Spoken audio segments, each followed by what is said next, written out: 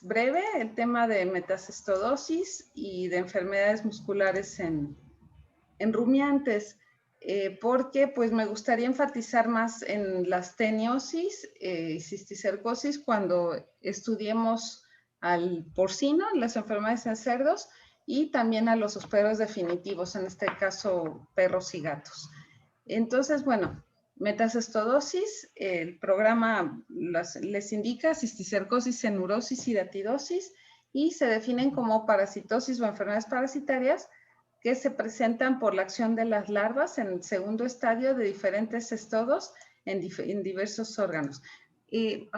Perdón por lo del Kahoot, es que no, se me pasó configurar uno y lo lamento mucho, pero el siguiente martes vamos a hacer un Kahoot prácticamente acumulativo, desde el primer tema de rumiantes hasta el último, y pues vamos ahí a sacar a los exentos del primer parcial. Sí, es que, perdón, estaba revisando mis Kahoots y todos son de temas que ya jugamos. Entonces, bueno, hoy, perdón, que lo vamos a tener que omitir. Y ok, entonces las larvas en fase 2, es decir, estamos hablando de estadios de reproducción asexual del parásito, o lo que antes se llamaba como cisticerco. Aquí tenemos un cuadro con los hospederos definitivos e intermediarios. En el caso de la hidatidosis, es causada por Echinococcus granulosus. Vemos que los hospederos definitivos en la mayoría de los casos son perros. En el caso de Taenia saginata es el humano. Estamos viendo que son carnívoros o omnívoros, ¿no? En el caso perro y humano se consideran omnívoros. Y los hospederos intermediarios pues serían la presa, ¿no? Lo que consume este omnívoro. ¿Dónde se localizan? Pues pensemos en, por ejemplo, cuando un lobo ataca a un rumiante que encuentre por ahí pastando, ¿qué es lo primero que come? Principalmente lo primero que comen son los órganos parenquimatosos, ¿sí? Los omnívoros, ¿sí? Y posteriormente, bueno, ya empiezan a comer los músculos. Entonces, los parásitos evolutiva e instintivamente saben eso y por eso se alojan en esos órganos, pulmones, hígado, ¿no? Que son órganos que son muy, muy ricos en nutrientes para en este caso, para los depredadores, y por lo tanto los parásitos saben eso y se alojan ahí. Entonces vean cómo, por ejemplo, se encuentran en tejidos que son consumidos primero por los depredadores, ¿no? Acuérdense que en el caso de cánidos hablamos de manadas que tienen un líder alfa, ¿no? Y el líder alfa, pues generalmente es el primero que se alimenta y el que consume este tipo de vísceras. Y ya los últimos, pues los de la manada, los más rezagados, pues ya ni modo, ¿no? Ya les tocan los cartílagos, toca algún otro órgano, ya les tocan poquitas vísceras.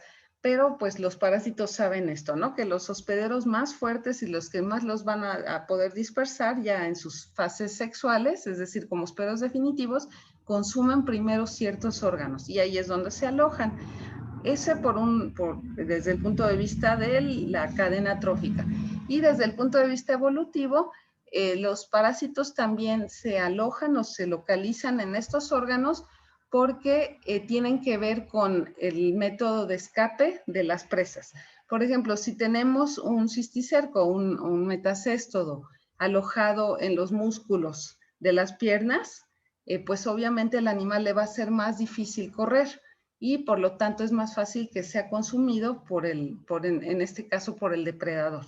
Y en ese sentido es cuando encontramos los cisticercos o los metacéstodos en los tejidos musculares, principalmente los que están relacionados con el escape después de que se dispara una función adrenérgica, ¿no? Una función de pelea, vuela o escapa, donde están generalmente los músculos que nos ayudan a escapar, pues son los de las piernas, es el diafragma, que nos permite respirar más rápidamente y tener más oxígeno y correr más rápido. Ahí es donde vamos a encontrar principalmente a los metacéstodos. Y también algunos de ellos están en el cerebro porque pues tienen que ver también con la modificación de los neurotransmisores y de esta manera pues se llegan a alterar incluso vías que están relacionadas con la saciedad y ustedes van a ver que el cordero, por ejemplo, está comiendo y no se siente lleno, sigue come y come y come, lo que ya el resto del rebaño se fue a resguardar porque ya empieza a oscurecer y llegan los depredadores.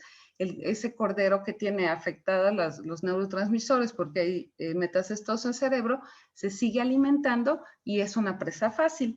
Entonces, pues por eso encontramos a las metacestos alojados en estos órganos de los rumiantes. Aquí tenemos uno de los más relevantes. Lo menciono porque este es zoonótico, al igual que Taenia saginata, pero bueno, una Taenia saginata en el intestino del humano pues no pasa de un leve cólico, ¿no? O sea, puede llegar a sentir alguna distensión abdominal o un cólico muy, muy leve y pues no pasa absolutamente de ahí. No obstante, el caso de Echinococcus granulosus sí llega a ser muy peligroso en el humano porque el humano actúa también como hospedero intermediario. Entonces, el hospedero intermediario, en este caso los humanos, tienen el metacesto, como vimos, en órganos parenquimatosos, entre ellos los pulmones. Entonces, un metacesto de Echinococcus granulosus en el pulmón de un humano es sumamente peligroso y llega a poner en riesgo la vida. Por eso es de los que más enfatizamos en el programa, tanto en este tema como en perros, ¿no? Ya que el perro es el hospedero definitivo y el humano actúa como hospedero intermediario. Entonces, bueno, ¿a qué se debe la presencia de todos estos metacestos en los rumiantes en los humanos? Pues a la presencia de perros conviviendo con los rumiantes.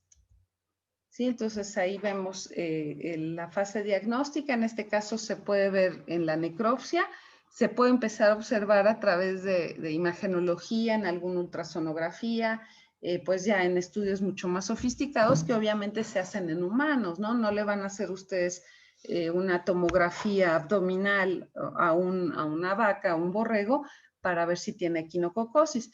Hay pruebas diagnósticas también basadas en inmunología, pero pues en el caso de animales para abasto, tarda tanto en desarrollarse este tipo de metacestodosis que pues muchas veces llegan al rastro antes de tener algún tipo de signo clínico, ¿no? Entonces, pues en caso de animales de abasto, en los hospederos intermediarios, pues muchas veces ni siquiera vemos signos clínicos, muchas veces no notamos las pérdidas en ganancia, porque muchos de estos como Echinococcus tardan muchos años en desarrollarse.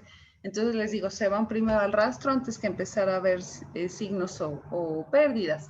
Pero bueno, aquí la relevancia es desde el punto de vista de salud pública. El ciclo puede durar desde 2 semanas hasta 8 meses, ¿sí? Estamos viendo entonces que el caso de Echinococcus granulosus están involucrados los perros. También en el caso de algunas teniasis, excepto Taenia saginata, el hospedero definitivo tenemos que son los cánidos, que consumen, los cánidos consumen en este caso las cisticercos, los metacéstodos, y en sus excretas eliminan el huevo. El huevo entonces es consumido por los hospederos intermediarios, por eso es de riesgo que los perros estén merodeando y defecando alrededor de los rebaños o de los hatos, y ya en los órganos parenquimatosos, en sistema nervioso o en los músculos se desarrollan las metacestodosis. Y ya encontramos entonces las fases larvarias en los hospederos intermediarios. Esa fase larvaria, pues generalmente cuando muere algún cabrito, cuando muere algún becerro, un cordero, pues el productor, ¿qué hace, no? Trata de rescatar, por ejemplo, el hígado para poder consumir el hígado y le corta ese metacesto, le corta el cisticerco y se lo avienta ahí a los perros que están ahí resguardando los animales. Entonces, esa es la manera como se está preservando el ciclo en la naturaleza. ¿Sí? Entonces, aquí el método preventivo, en vez de estar desparasitando a los perros con productos que muchas veces resultan ser caros, pues mejor evitar que el perro esté consumiendo los metacestos de los órganos de los rumiantes. Sí, pero bueno, muchas veces los productores son los que hasta les llaman, mira, ya salió otra bolsita, y así le llaman a los cisticercos, ahí está la bolsita y se la avientan a los cachorros. Patogenia, bueno, en este caso estamos hablando de, pues, cuál sería principalmente la acción en el hospedero definitivo, ¿no? Bueno, la mayoría de estos estados adultos tienen ganchos y pueden llegar a causar erosiones en el intestino delgado. En el caso de los hospederos intermediarios puede llegar a existir alguna reacción inflamatoria por la presencia de los metacestos o las fases larvarias. El diagnóstico es prácticamente post-mortem en el caso de los rumiantes. No se recomienda el tratamiento a menos que fuera pues un animal, un toro de lidia o un animal de exhibición que ya tenga muchos premios, pero bueno, ese difícilmente tendría algún tipo de cisticerco, ¿no? Pero pues no se recomienda el tratamiento para metacestosis en rumiantes. Se recomienda la prevención, el evitar que existan perros ahí con los animales. Esto, pues, si yo se lo digo a una persona que en Australia tiene todo su rebaño resguardado por estos perros border collie carísimos, pues me va a mandar directamente al cuerno, ¿no? O sea, va a decir, a mí los perros me ayudan con los rebaños y yo no me voy a hacer ser de mis perros. En ese caso, entonces, a los perros los deben de tener bien desparasitados y evitar que estén consumiendo vísceras y músculos de los rumiantes. Sí, entonces, controlar la población canina, en caso de que sean muy necesarios los perros, ya sea como para manejar los rebaños o bien para cuidarlos. Muchas veces pues se utilizan perros también para evitar que fauna nociva esté atacando a las crías, ¿no? Entonces, pues a veces entran coyotes o entran algún otro tipo de perros ferales a comerse a las crías y por lo tanto debemos tener nosotros perros para que también defiendan a nuestro rebaño. En ese caso, pues hay que tener a los animales desparasitados y evitar que consuman vísceras y músculos de rumiantes. Y pues si les van a dar vísceras a los perros, pues cocerlas, o sea, arriba de 58 grados, 10, 15 minutos de cocción, ya con eso hacen que sea inviable el metacéstodo y pues aun cuando se lo coma el perro, ya que después de una buena cocción, no le va a provocar la fase adulta en el intestino. Ahora, bueno, comenzamos con las enfermedades de transmisión sexual, las enfermedades que afectan el aparato reproductor y entre ellos una de las más importantes es la neosporosis. Es un protozoario el que lo provoca, Neospora caninum, una apicomplexa, ¿no? Este es primo de las coccidias, ¿sí? Incluso considerado una coccidia. Es de ciclo indirecto. Los hospederos definitivos tenemos a los cánidos, y a los intermediarios son los rumiantes. En los rumiantes principalmente los bovinos. También pueden llegar a infectarse borregos, hay incluso documentos que ya demuestran la presencia de las fases asexuales de neospora en aves, roedores, conejos y hasta en los capibaras. Bueno, entonces tenemos que, pues para variar, en el hospedero definitivo se localiza en el intestino porque de ese modo el parásito tiene pues una mejor salida al exterior, ¿no? Los zooquistes, en este caso las fases de propagación del parásito, salen fácilmente al exterior con las excretas. Por lo tanto, en el hospedero definitivo, generalmente los parásitos eligen estar en el intestino. Y en el hospedero intermediario, en este caso en tejido muscular o sistema nervioso central. Nuevamente es un ciclo que vuelve a involucrar una cadena trófica presa-depredador y se vuelve a ir el parásito a los tejidos que puede consumir el depredador. Y si nosotros tomamos un oquiste de neospora de las excretas del perro y lo dejamos esporular, lo que vamos a ver son los dos esporoblastos y en el interior de cada esporoblasto 4 esporozoitos, ¿sí? Muy parecido a cistoisospora, muy parecido a isospora, a toxoplasma. ¿Sí? Entonces tenemos las dos capas tan resistentes de las coccidias y los 4 esporozoitos en cada esporoblasto. Y en el caso de los hospederos intermediarios, acuérdense que el parásito tiene que estar alojado en los tejidos para que puedan ser consumidos, en este caso por los cánidos. Y en los tejidos encontramos los quistes tisulares, es decir, quistes en tejido, formados por bradizoitos.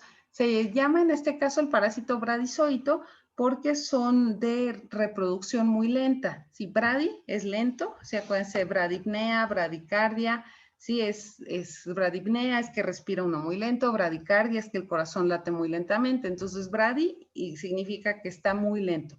Y eso nos da a entender que los bradizoitos tienen una fase de reproducción asexual muy, muy lenta. ¿Esto por qué es? Porque están escondidos en un quiste, por ejemplo, en el cerebro, en los músculos. Si se empiezan a reproducir con mucha rapidez, van a ser detectados rápidamente por el sistema inmune del rumiante y por lo tanto tienen que ser muy, muy lentos y muy sigilosos en su reproducción. Por lo tanto, al ser lentos, se les denomina bradizoitos. Y su metabolismo está mucho más abajo que aquel de un taquizoito, que tiene una fase de reproducción muy rápida. Y entonces los bradizoitos están en los tejidos musculares y principalmente el sistema nervioso. Ya posteriormente, cuando se van a ir a dispersar a nuevos tejidos, pasan por una fase rápida de reproducción, es decir, por la fase de taquizoitos, taqui es rápido, ¿sí? Entonces se reproducen rápidamente y van e invaden nuevos tejidos. ¿Sí? Ya que llegan al nuevo tejido, se convierten nuevamente en bradizoitos y se reproducen lentamente. Entonces, bueno, todo ocurre, por ejemplo, un perro ataca a un becerro, consume los quistes tisulares y dentro del perro los bradizoitos liberan todos estos merozoitos y se meten en las células intestinales del perro. Como el perro es el hospedero definitivo, ahí se lleva a cabo la fase de reproducción sexual del parásito, se forman los microgametos, los macrogametos, se fertilizan y al fertilizarse forman un cigoto que se convierte en un oquiste. El oquiste sale sin esporular y ya ya en el ambiente esporula y se forman los esporozoitos dentro del oquiste. Entonces es un ciclo pues muy parecido desde el punto de vista sexual al de una coccidia, o sea, cómo se llevan a cabo las reproducciones sexuales, pero pues aquí la diferencia con las eimerias, por ejemplo, es que es un ciclo indirecto, involucra a dos especies animales, ¿sí? A la presa y al depredador.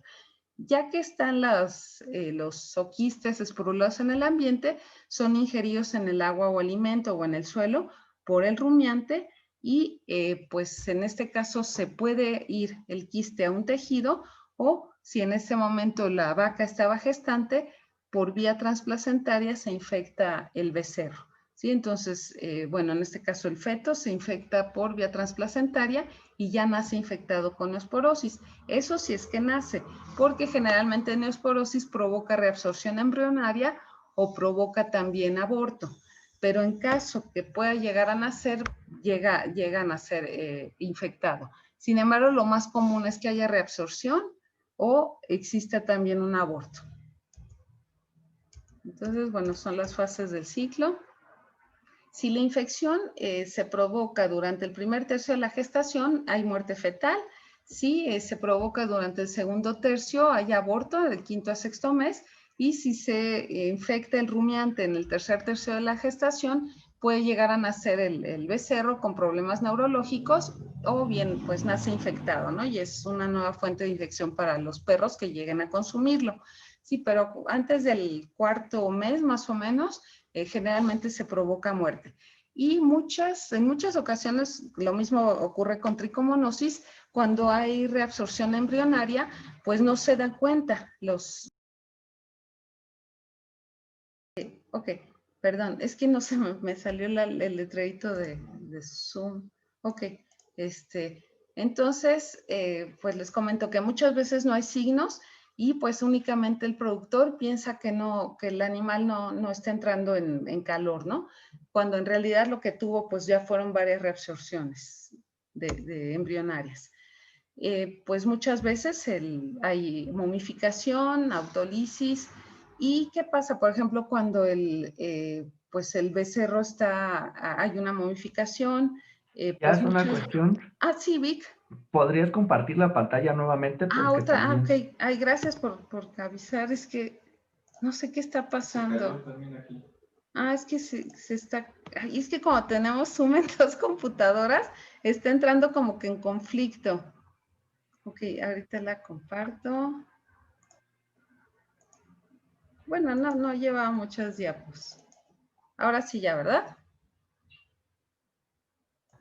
Sí, ya se ve. Sí, perfecto. Entonces, bueno, estábamos en esto. Ya, ahora sí una disculpa.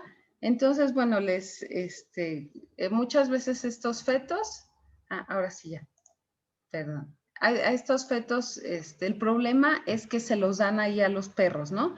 O sea, pues ya sea que esté momificado, abortado, muchas veces van y se lo avientan al perro que hay por ahí, en vez de pues hacer una incineración, en vez de disponer como se debe, ¿no? De acuerdo con las medidas de bioseguridad de los cadáveres, van y alimentan a los perros con eso y están preservando el ciclo.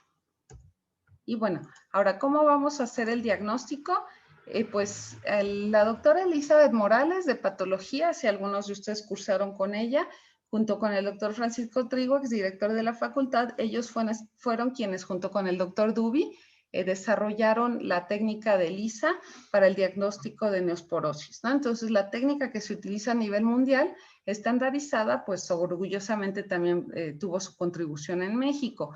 El doctor Duby es la autoridad en toxoplasmosis y ahora pues es quien más sabe en el mundo de neosporosis, y él pues a cada rato venía a México al departamento de patología a trabajar con la doctora Elizabeth Morales y a estandarizar la técnica de ELISA. Pues si no van a hacer una ELISA, pues van a tener que verlo necesariamente de manera post-mortem y lo van a ver en estudios histopatológicos o inmunohistoquímicos, ¿no? Principalmente en tejidos de cerebro, médula o corazón. La doctora Elizabeth Morales, ahí en su cubículo en patología, tiene unas laminillas muy, muy bonitas que pues si quieren ir a verlas ahora que volvamos, pueden observar las laminillas con los quistes de neospora que hizo junto con el doctor Duby. No hay un tratamiento, hay, por ejemplo, artículos que mencionan que el toltrasuril es efectivo contra neospora, pero bueno, no hay mucha evidencia, hay nada más un artículo que lo menciona.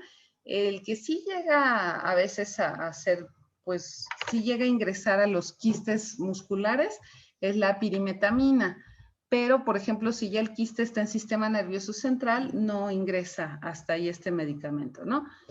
Pero pues a veces es demasiado caro estar utilizando estos medicamentos en rumiantes que ni siquiera sabemos que tengan neosporosis, porque pues les menciono, a veces son reabsorciones embrionarias y al no haber abortos, pues no saben que la vaca no puede mantener una gestación gracias a neospora y únicamente piensan que no entra en calor y no entra en calor, cuando en realidad lo que tiene ya son reabsorciones embrionarias. Pues el problema también es que estos medicamentos, principalmente la pirimetamina, deja muchos residuos en carne y leche y, bueno, les mencionaba, ¿no? El toltrasuril, según esto, un par de artículos, previene lesiones neurológicas, pero pues sigue esto de modo experimental. Fui a Chihuahua hace un año y muchos, bueno, ya saben que están todos los establos lecheros, y nos mencionaban, ¿no? Que tienen un terrible problema con Cryptosporidium y Neospora. Para ellos ya prácticamente, por ejemplo, himeriosis no es problema, pero están teniendo muchos problemas de neosporosis y están desesperados. Y varios de los productores y los médicos veterinarios encargados de esos atos mencionaban que estaban probando el toltrasuril y que pues ellos sí están viendo resultados, pero pues bueno, muchos de estos colegas veterinarios que están probando el toltrasuril trabajan en empresas que venden el toltrasuril a los ganaderos, ¿no? Entonces, pues, ¿qué tendríamos que hacer? Un estudio completamente objetivo en el que nosotros no ganemos nada con usar el toltrasuril y ver si en efecto tiene eficacia para la prevención de neospora, pero bueno, aquí los colegas decían, es que es segurísimo, ya lo probamos y ya no hay abortos, ya no existen los abortos en esos atos y está funcionando de maravilla. Habría que ver si esto se publica, ¿no? Si se puede hacer un estudio científico sobre ello con todas las variables controladas y ver si es cierto. Los factores de riesgo, nuevamente la presencia de perros que les dan a comer las placentas o incluso los fetos abortados y pues siempre la inmunosupresión predispone a este tipo de infecciones, sobre todo con parásitos intracelulares. Sí, entonces nuevamente la prevención y control es evitando presencia de perros, pues tratar de hacer buen diagnóstico de las gestaciones y ver si en realidad hay reabsorciones. Y pues también, bueno, controlar a los roedores, ¿no? Para evitar que estén contaminando el alimento de los bovinos con excretas de perro. Y bueno, la otra enfermedad de transmisión sexual es la tricomonosis. Bueno, esta es provocada por un protozoario flagelado, Trichomonas fetus, que vive en el tracto urogenital de bovinos. Es importante mencionar que este protozoario no forma quistes, ¿sí? A diferencia, por ejemplo, de Giardia, que sale en las excretas como quiste, Trichomonas fetus no forma quistes porque no tiene una fase ambiental. Este es un parásito obligado, es decir, si ustedes lo sacan del hospedero, muere en cuestión de segundos. Por lo tanto, no forma quistes, que son las fases de resistencia ambientales. Si únicamente lo encontramos como trofozoito. Afecta a los bovinos de Trichomonas fetus, es muy específico. Cada una de las especies animales tiene su propia especie de Trichomona, es decir, en las aves es galine, en los ratones muris, en el humano es vaginalis, es decir, el del bovino no va a infectar otra especie. Y se localiza en el macho, en el prepucio principalmente. Si el macho es el portador de la tricomonosis, y al transmitirlo a la hembra se localiza principalmente a nivel cervix. Y a veces, bueno, se llega a encontrar en la mucosa de la vagina, es muy raro, prefieren mucho más la mucosa del cervix. En los fetos abortados lo pueden encontrar en el contenido abomasal y en el líquido amniótico. Pero bueno, si ustedes quieren diagnosticar tricomonosis en bovinos, tienen que hacer un raspado de prepucial en el toro. Si lo quieren diagnosticar, por ejemplo, en las secreciones vaginales de las hembras, van a encontrar pocos trofozoitos. Si quieren encontrar muchos trofozoitos, mejor muestren al macho. Bueno, en el caso de las hembras, puede llegarse a presentar moco vaginal, entonces podrían ustedes empezar a sospechar de tricomonosis si ven una excreción abundante de moco vaginal, y pues esto obviamente ya conduce posteriormente a piometra, ¿no? Es un organismo, Trichomonas es un organismo anaerobio, lleva a cabo metabolismos bioquímicos que producen sustancias altamente antigénicas para el hospedero. Entonces, pues empiezan ya las reacciones inflamatorias que derivan en una piometra. Y bueno, lo que vemos aquí es que aumenta el intervalo entre partos, ¿no? Eso es muy importante. Los abortos no son muy comunes en tricomonosis, es mucho más común la reabsorción embrionaria. El ciclo es un ciclo de transmisión sexual, si aquí no está involucrada la depredación, el fecalismo, sí, es 100% de transmisión venérea. El macho es el portador asintomático, en el macho nunca van a ver, o muy rara vez van a ver algún signo, no van a haber exudados purulentos, es rarísimo que tricomonas llegue a provocar signos en el macho, porque acuérdense lo que mencionamos en parasitología, las hembras son sumamente selectivas cuando se dejan cortejar, ¿no? Entonces, si la hembra llega a ver algún signo extraño en el macho, sobre todo en sus órganos sexuales, no se va a dejar montar. Por lo tanto, tricomonas, ahí sí no sabemos cómo conoce esto, y en el macho no va a provocar signos. ¿Para qué? Para que la hembra, a través de sus mecanismos de selectividad sexual, no lo rechace. Entonces, ustedes ven al macho gordo, lo ven muy bien, con ganas de montar a la hembra, no pierde líbido en absoluto, no le ven absolutamente nada. Y ahí es cuando se transmite. Como estamos viendo que se transmite a través de la monta directa, ya la transmite ahí a la vaca, se deposita principalmente en el cervix tricomonas y se empieza a partir en dos mitades tricomonas por fisión binaria, es una reproducción asexual, y es así como se reproduce para que cuando llegue otro macho a montarla se infecte con tricomonas, ¿no? Estamos viendo que es una monta natural. Por lo tanto, en muchos países, ya, sobre todo en el Reino Unido, ya erradicaron la tricomonosis en bovinos. Ya no hay tricomonosis. ¿Por qué? Porque ahí es obligatorio utilizar inseminación artificial. Si las autoridades de salud animal, es decir, el equivalente a la SADER, pescan a los ganaderos con montas naturales, les ponen unas multas altísimas. Y pueden tener su monta natural siempre y cuando no vendan las crías, no lleven a los animales a las ferias a exhibirlos. Entonces, está prohibida la monta natural ya en el Reino Unido.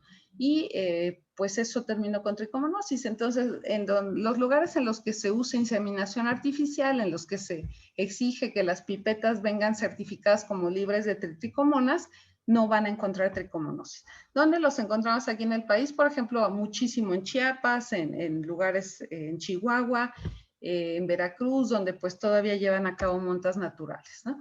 Entonces, pues cuando se alquilan sementales, no se sabe, pues les digo, no hay signos clínicos en el macho, ¿no? Entonces no saben si el macho viene infectado. Y como se puede transmitir los trofozoitos en semen congelado o diluido con un diluyente pues muy corriente contaminado, por eso tienen que exigir que las pipetas de inseminación sean certificadas por un médico veterinario como libres de Trichomonas fetus. El diagnóstico, ustedes pueden recolectar el exudado prepucial del macho y pues hacen un raspado, ¿no? Hacen un raspado del prepucio, lo colocan en un medio de cultivo que venden en sobrecitos que se llaman in-pouch, y estos sobrecitos traen nutrientes, sobre todo medio de cultivo Diamond, y en ese medio pueden sobrevivir las tricomonas, se las meten así en la bolsita del overol y pueden llegar fácilmente a la Ciudad de México desde Chiapas y siguen vivas las tricomonas. Si ustedes los depositan en solución salina o en PVC, se les van a morir en minutos, ¿sí? Son parásitos 100% obligados. No pueden estar fuera del hospedero.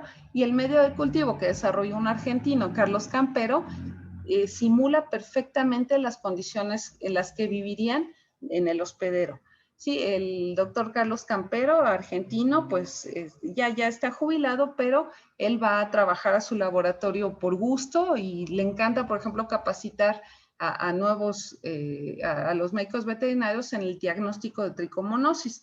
Entonces, bueno, tuvimos el gusto de conocer al doctor Campero aquí junto al doctor Toño Figueroa en Guadalajara en unas charlas que impartió y pues él mencionó, ¿no? Que quien quiera ir a Argentina a capacitarse en su laboratorio, al muestreo de los toros, a ver los cultivos de tricomonas, y ellos están pues tratando de crear fármacos, métodos inmunológicos de diagnóstico, todo con tricomonas que toman ahí directamente de sus rebaños, ¿no? Entonces son bienvenidos a ir a hacer su trabajo profesional o su tesis con el doctor Carlos Campero en Argentina.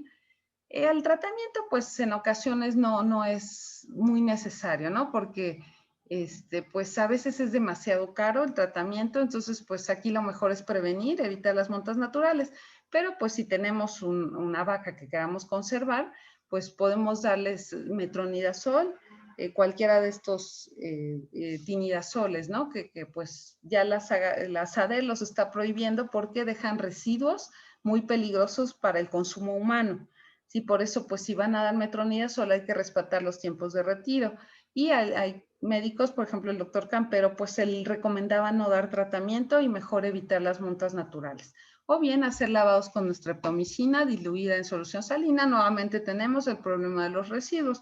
Y pues en este caso, si va a haber algún planear una gestación o si el animal está en su primero, segundo, tercera gestación, peligrosísimo darle metronidazol, ¿no? Entonces, los tratamientos en animales gestantes únicamente se pueden dar en el último tercio de gestación y siempre respetando los periodos de retiro, si en este caso se va a consumir la leche.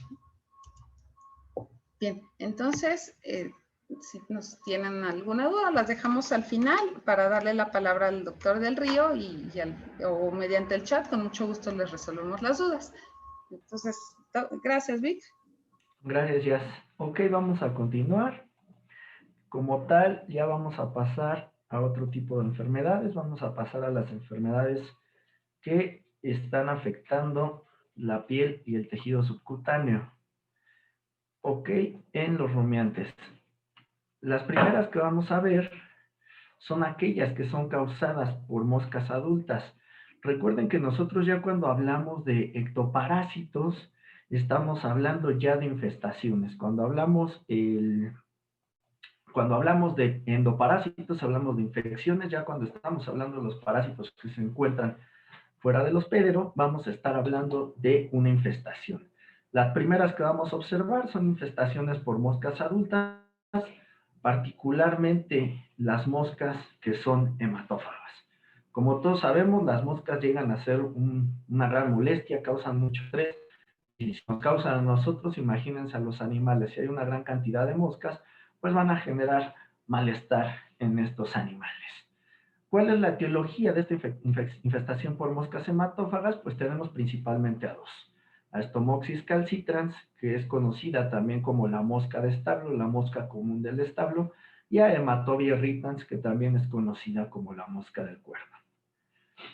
¿Cuál es la importancia de estas moscas? Pues que son hematófagas, ya estamos viendo por ahí algunos de los mecanismos patogénicos de las mismas, la molestia que causa, ¿qué va a causar? Pues estrés en los animales, no van a comer adecuadamente, van a tener reducción en los parámetros productivos. Por ejemplo, se ha reportado que puede haber una reducción en la producción de leche hasta de un 20% por problemas causados por moscas hematófagas. Por aquí nos mencionaba también un artículo que se justifica el tratamiento cuando nosotros podemos ver de 10 a 15 moscas de Stomoxys calcitrans sobre el animal, y Hematobia irritans si la aguantan mucho más. Ya cuando tienen más de 100 se justifica que vemos el tratamiento. Stomoxys calcitrans, para que vean su morfología, como tiene una probóscide que es muy larga y puntiaguda. Estas probóscides va a tener estructuras que le va a facilitar que pueda penetrar la piel de los hospederos para poder alimentarse adecuadamente de sangre. En el caso de Hematobia irritans, las partes bucales no son tan largas, pero en cambio son punzantes y succionantes, además de que tiene unos palpos muy largos. Eso tendríamos que capturar las moscas adultas, posteriormente llevarlas al laboratorio y con base en tablas que hay acerca de la morfología de cada una de ellas, que nosotros pudiéramos dar el diagnóstico. El ciclo biológico es sencillo. Normalmente estas moscas Hematobia irritans van a permanecer sobre el ganado y solo van a abandonar al hospedero cuando se espantan.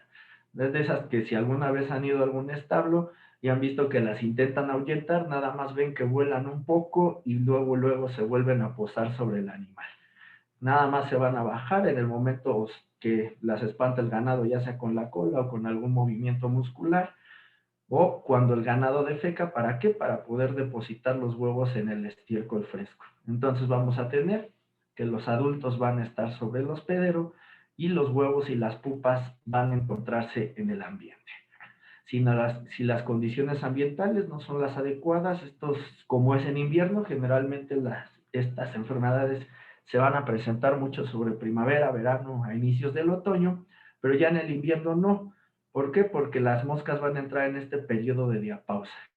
La diapausa es este estadio donde bajan su metabolismo, detienen su desarrollo tanto las larvas como las pupas, esperando que las condiciones ambientales sean las adecuadas para poder reiniciar su ciclo. ¿Qué patogenia vamos a encontrar? Pues bueno, vamos a tener una acción irritativa por la misma saliva de la mosca al momento de que se está alimentando. Va a haber una acción traumática también debido a estas estructuras bucales diseñadas para perforar la piel de los animales, y una acción exfoliatriz de tipo hematófago, ya que se está alimentando de sangre del hospedero. También hay una acción antigénica porque también están secretando antígenos que están presentes en la saliva de la mosca, lo cual va a despertar una respuesta inmunitaria. Una de las lesiones características pues va a ser la dermatitis en la zona donde se están alimentando las moscas, donde están picando y donde se están alimentando. Nosotros vamos a ver una dermatitis. ¿Qué semiología podemos ver? Pues vamos a ver que los animales están inquietos, se están moviendo constantemente la cola, o podemos ver cómo contraen los músculos de algunas partes de su cuerpo con la intención de poder quitarse las moscas de encima.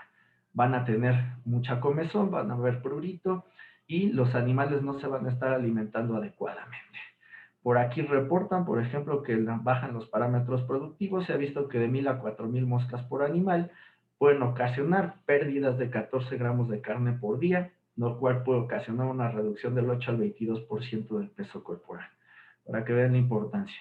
También en otro estudio se vio que 200 moscas por animal puede generar una pérdida de 2.6 mililitros de leche por mosca al día, reduciendo la producción láctea de un 10 al 20%, y esto es estimado en pérdidas de 520 mililitros de leche y 28 gramos de peso corporal por animal al día. La epidemiología, pues, en enfermedades cosmopolitas que se presentan más en climas tropicales, no se han reportado en zonas con clima, también se han reportado en climas con son templados. Sin embargo, en los climas fríos no se presentan muchos de estos problemas. Los picos poblacionales de estas moscas se dan en primavera, verano y a inicios del otoño todavía. Sin embargo, pues también este estado de diapausa en el que entran durante el invierno y que esperan que se dé nuevamente el aumento en la temperatura, pues son importantes para que se pueda mantener el ciclo. El factor más importante básicamente para que se desarrollen estas enfermedades es la temperatura. Se ha reportado que algunas razas son más susceptibles a la infestación que otras, sobre todo el ganado europeo es más susceptible que el ganado asiático. Preferencia por animales de pelaje oscuro.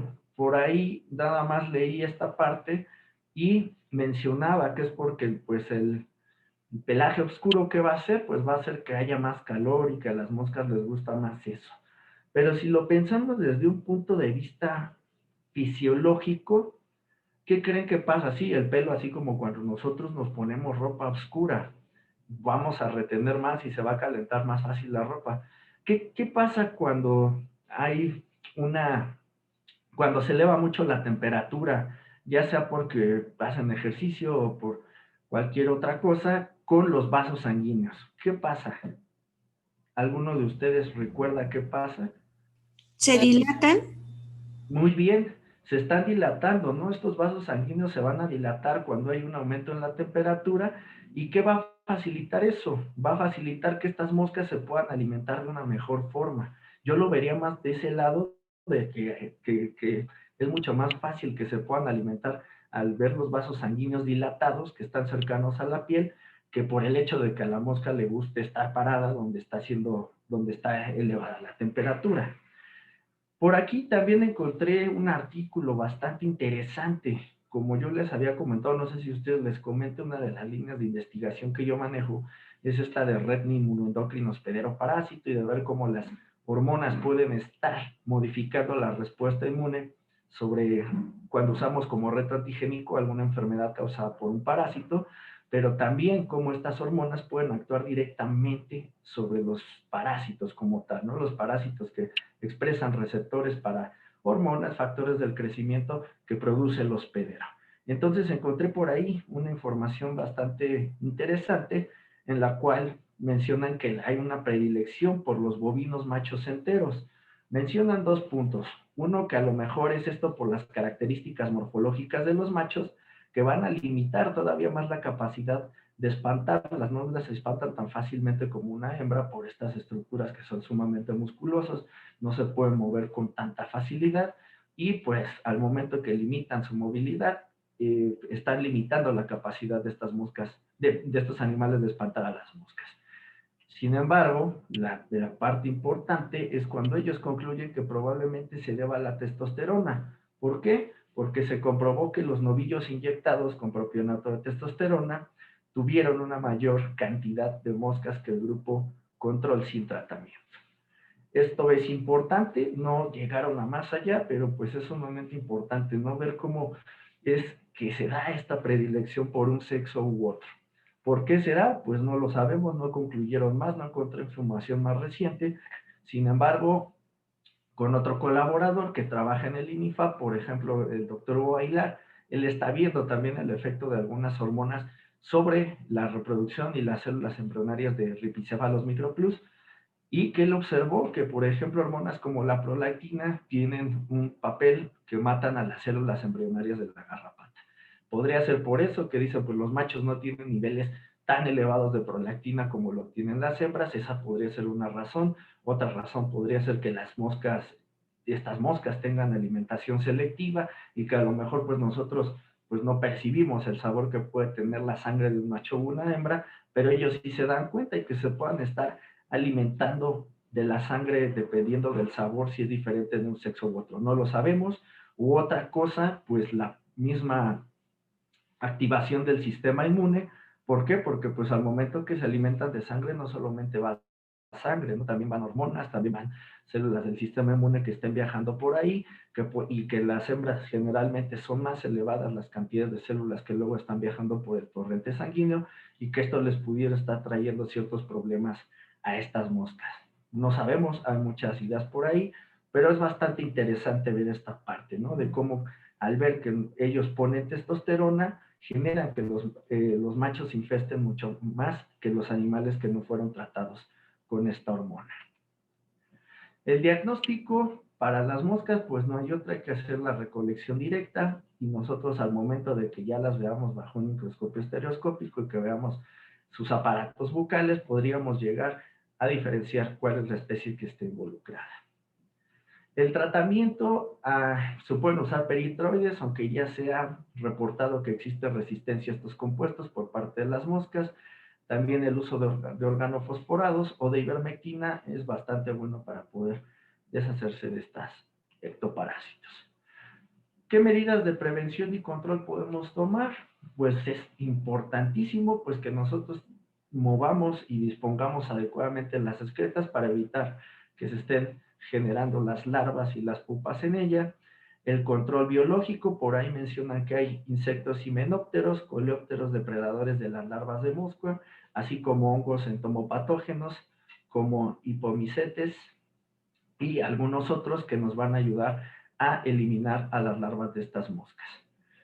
Control mecánico, básicamente para el control de las moscas adultas, que pueden ser desde trampas, desde estas tiras donde se quedan pegadas, etcétera, etcétera. Y el control químico, el uso de organofosforados, piretroides y algunos otros fármacos.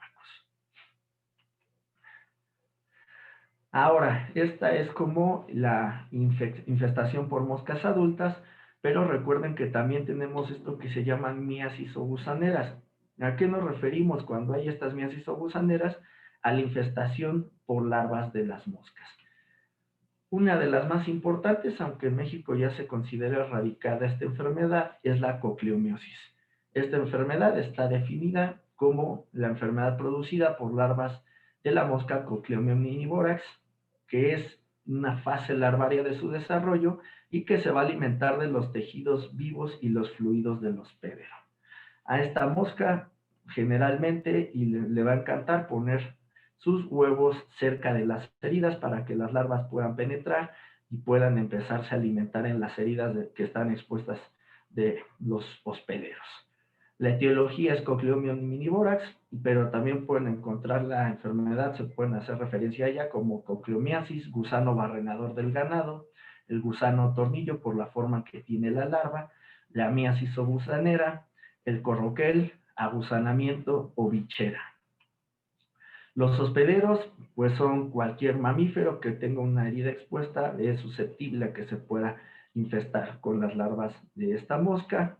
La importancia es de que van a depositar los huevos en las heridas y en las membranas mucosas que pueden estar abiertas. Vean aquí en el caso de la boca de una persona cómo pueden estar las larvas de estos parásitos, o en los animales de la misma forma. Las larvas van a eclosionar después de un periodo aproximadamente de 24 horas de ovoposición y van a comenzar a alimentarse inmediatamente sobre los tejidos sobre los que se encuentran. ¿Cuál es el ciclo biológico? Ahorita vamos a ver, van a tener fases donde va a estar en el ambiente, donde está sobre el hospedero, y fases donde va a estar en la herida como tal, pero básicamente tenemos que hay una metamorfosis completa donde hay huevos, larvas, pupas y adultos. Aquí es donde podemos ver dónde lo vamos a encontrar. Aquí, por ejemplo, en la herida, vamos a ver que estas moscas pueden poner de 200 a 300 huevos, van a eclosionar las larvas y van a penetrar rápidamente en la herida. Después, estas larvas van a caer ya como tal al piso y se van a enterrar para dar parte a la fase de la pupa. Finalmente, la mosca adulta va a emerger, se va a encontrar en el aire, va a buscar, son moscas dimórficas, tienen machos y hembras, van a buscar a la pareja para poderse aparear y que continúe el ciclo. Más o menos en condiciones ideales de temperatura, el ciclo puede durar 3 semanas aproximadamente. ¿Qué patogenia va a haber? Pues va a haber una acción traumática debido al desgarre de los tejidos de los hospederos causadas al momento de que las larvas se están alimentando en la herida, una acción irritativa provocada por los movimientos constantes realizados por las larvas dentro de la herida y que tienen ciertas estructuras como el cefaloesqueleto que les va a servir para que estén rascando y se estén alimentando de una forma adecuada, la acción tóxica debido a la excreción de productos de desecho de las larvas, y también que van a generar que pueda haber la presencia de infecciones secundarias causadas por bacterias u otros microorganismos que puedan estar contaminando la herida. La semiología, pues, ¿qué tenemos que buscar? Primeramente que veamos nosotros heridas en nuestro ganado o en el ganado del productor, y luego ya al momento de que las revisemos podamos ver cerca de la herida o ya sobre la misma herida las larvas. Las heridas, en vez de que nosotros veamos que se está dando un proceso correcto de cicatrización y que se empiezan a cerrar, vamos a ver que al contrario se van a ir haciendo más grandes conforme avance el tiempo. Además de que nosotros cuando nos acerquemos vamos a percibir un olor fétido de las heridas que se puede dar también por acción de coinfecciones. La epidemiología, pues es una enfermedad de distribución mundial. También en algunas partes, les digo, como en México y Norteamérica, ya se considera erradicada, pero se va a presentar más en climas tropicales y subtropicales del continente americano. Algunas islas del Caribe también todavía siguen teniendo este problema. La distribución de este parásito está condicionada por situaciones climáticas como las bajas temperaturas, que sí le impiden sobrevivir, o bien porque la población animal es insuficiente para mantener el ciclo. Necesitan forzosamente que haya animales, que haya hospederos para que el ciclo pueda continuar. Importante la presencia de heridas abiertas del ganado. Hay que considerar también que las moscas pueden volar grandes distancias y pueden estar, por ejemplo, viajando de una zona libre, de una zona donde todavía se presenta esta infestación, a una zona libre. Sin embargo, ahorita vamos a hablar de una estrategia de control y cómo la realizan para evitar que estas moscas que puedan viajar de una zona donde todavía encontramos la enfermedad puedan llegar a países como México. Importante también que siempre se revise al momento de que estamos transportando o importando animales que pudieran estar infestados. Como les comentaba, podemos ver que en Centroamérica, México y Norteamérica ya se consideran zonas libres. Sin embargo, las islas del Caribe todavía se consideran zonas donde está la infestación, y aquí podemos ver dónde localizamos esta barrera de contención. ¿Cómo podemos identificar las larvas? Pues vamos a ver básicamente que tienen esa forma de tornillo, que van a tener sus estigmas respiratorios. Esto que los rodea recibe el nombre de peritema. Este peritema en muchas especies se cierra, pero aquí lo que vemos es que no, y se considera como un peritema incompleto. Cuando están recientemente mudadas son de color blanquecino, cremoso, y ya maduras tienen un ligero tono rojizo porque ya se empezaron a alimentar y ya podemos ver que toman ese color rojizo. Los espiráculos, como les mencionaba, que también tienen el nombre de estigma respiratorio, tienen este peritema que es incompleto, es de color rojo oscuro, y dentro de él va a haber 3 hendiduras que son ovaladas, que van a apuntar hacia la parte interior del peritema.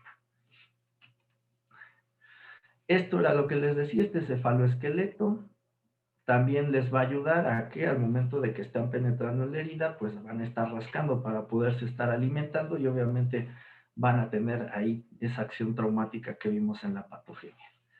El adulto, pues es la mosca azul verdosa, pero que tiene ciertas características, y no andaremos mucho en esta parte, pero miden de 8 a 10 milímetros, el tórax tiene 3 líneas oscuras en la superficie dorsal, las 2 de los extremos acaban todas en la superficie del mismo. Las franjas torácicas, aquí podemos ver que son 3, y vean, la intermedia es de menor tamaño a los laterales. Estas laterales están hasta acá arriba y esta intermedia es más corta. Las hembras tienen este punto rojo en la cabeza. En la herida, ¿qué vamos a ver? Las larvas van a generar heridas sumamente profundas en forma de bolsa, se van a ver como en forma de bolsa. se van a alimentar de manera gregaria de los tejidos y se observan con la cabeza hacia abajo. ¿Por qué? Porque ahí tienen esta forma de este cefaloesqueleto que les va a ayudar a rasgar y poderse estar alimentando con mayor facilidad. Para el diagnóstico podemos colectar larvas o huevos y comparar cada una de estas características que les mencioné, así como de parásito adulto igual, y con esto existen claves para que nosotros lo podamos identificar. Para el tratamiento, aparte de dar el tratamiento que podría ser con los organofosforados, que es un polvito que se les echa, lo que se tiene que hacer es retirar las larvas mecánicamente con pinzas de disección. Tenemos que retirar muy bien todas las larvas, posteriormente limpiar la zona y poner el tratamiento con el Comafos. Medidas de prevención y control. Hay que recordar que esta es una enfermedad de reporte obligatorio. Tenemos que tratar a los animales heridos, prevenir el riesgo de herida en los animales. Muchas veces vemos que hay por ahí alambres en las rejas o algunas estructuras que podrían facilitar que los animales se estén lastimando. Si nosotros empezamos a ver heridas en nuestros animales, pues hay que revisar muy bien las instalaciones para ver dónde se están causando ese daño. Ya si están las heridas, pues hay que revisar que todavía no haya cerca de ellas huevos de moscas o que ya estén las larvas como tal, y si es así, pues tenemos que tratar. Se recomienda mucho también que no saquemos animales de las zonas infestadas, ni que introduzcamos en ella animales sanos. Para una medida muy efectiva que se realiza para la prevención de esta enfermedad es esta técnica del insecto estéril, que es donde se realiza esto de la valla de contención para que no entren al territorio mexicano. Pues es, ¿cómo se hace esto? Pues empiezan en Querétaro, en Querétaro, perdón, no, en Chiapas, si no mal recuerdo, si no que ya me corrija, está todavía la granja donde se producen estas moscas estériles. ¿Qué es lo que se hace? Pues es una granja de moscas donde se irradian con rayos gamma. ¿Y qué vamos a hacer? Vamos a obtener los machos estériles. Ahí nos dicen que es una proporción de 10 machos por cada hembra. Los vamos a liberar en la zona de contención. ¿Y qué va a pasar? Pues estos machos se van a aparear con las hembras silvestres y van a dar como tal la producción de huevos infértiles. Pues al momento que nosotros estamos haciendo esto, ¿qué estamos haciendo? Estamos cortando el ciclo de tajo y estamos reduciendo rápidamente la población de moscas silvestres. Esta es la forma en la que se controla este tipo de enfermedades y es un excelente método de control desde el punto de vista ambiental porque no estamos usando productos químicos que puedan estar afectando a otras especies que están en vida libre y que no son parásitas, o que también puede estar contaminando distinto el agua o distintas cosas que pueden ser ingeridas por otros animales. Ok. Listo, Jazz.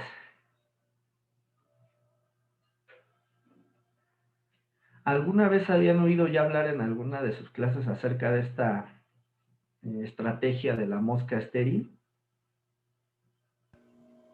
No. Sí, pero no recuerdo en qué clase. Ok. Sí, pues esa es la estrategia, ¿no? Que se usa, es sumamente efectiva y bastante amigable con el ambiente, ¿no? Que es lo que ya también buscamos en la parte de afrontar este tipo de infecciones con lo de una salud, que es la salud animal, la salud humana, pero también la salud ambiental, que muchas veces eso es lo que menos le ponemos atención. Esta es una técnica muy eficaz para también tener